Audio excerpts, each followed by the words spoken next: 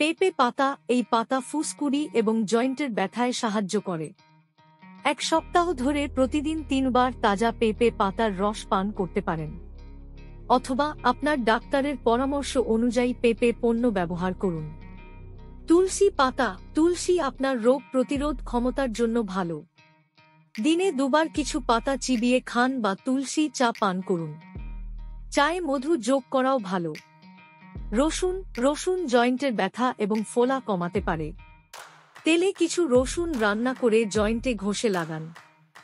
আরও রসুন খাওয়া বা সম্পূরক গ্রহণ করা সাহায্য করতে পারে, তবে প্রথমে আপনার ডাক্তারকে জিজ্ঞাসা করুন। হলুদ, এই মশলা ফোলা ও নিরাময়ে সাহায্য করে। হালকা গরম দুধে হলুদ গুঁড়ো মিশিয়ে দিনে 2 বার পান করুন।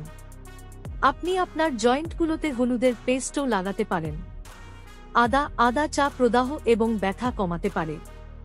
জলে আদা সিদ্ধ করুন এবং আপনি লেবু এবং মধু যোগ করতে পারেন।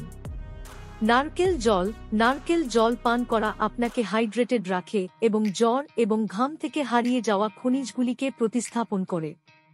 এটি টক্সিন পরিত্রাণ পেতে এবং হজম উন্নত করতে সাহায্য করে। ইপসম লবণ ভিজিয়ে রাখুন।